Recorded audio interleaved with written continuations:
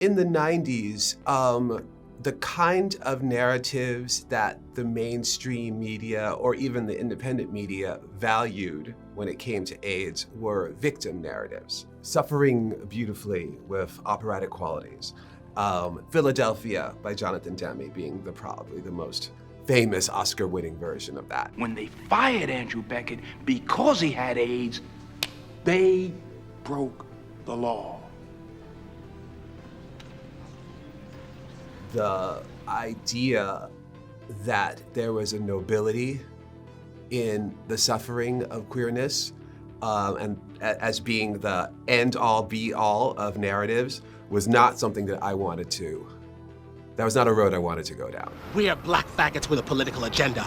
We your worst nightmare. Who do you think you're talking? A murderer. And we gonna... The elevator pitch for Chocolate Babies back then was, it's about a gang of HIV-positive Black and Asian drag queens who become political terrorists and kidnap a conservative closeted politician. Councilman. Good morning. To which people almost always said, oh, is it a documentary? And, and I wanted to say, kind of yes, because even though it was completely fictionalized, it was based on real elements that were going on at the time, and everybody in the cast and the crew understood the spirit in which it was being made. Let the record show people of color die faster and in disproportionate numbers. You block treatment to the people. I grew up in Chicago, and I got to experience a confluence of Black queer magic and house music. They taught me all the things that they had come up through with Blackness and queerness and the way that they, and streetness, you know, and revolutionary spirit, but also an incredible sense of fun and fabulousness. Girl, you still got it. I don't know where you put it, but you still got it.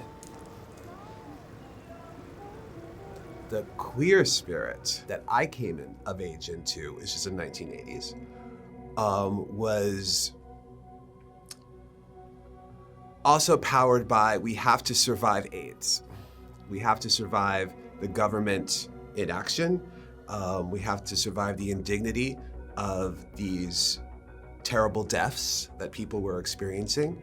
And there is something about the emphasis in that era of we have to try to keep each other safe that I also feel was part of what makes Chocolate Baby so generous in spirit. And I'm not paying anybody, you know, this is, we're not, it's very, very low budget, but folks kept coming back to help out. Like, folks would bring a casserole to help feed the next day. Folks would come in, you know, during a crowd scene and like, I want to dance around in the back. We created a mini community. This was something that no matter what stripe of person you were, if you like to go someplace and dance, you're into this movie.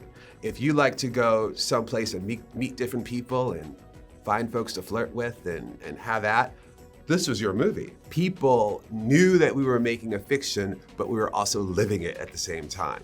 And that is where I think the best art comes from.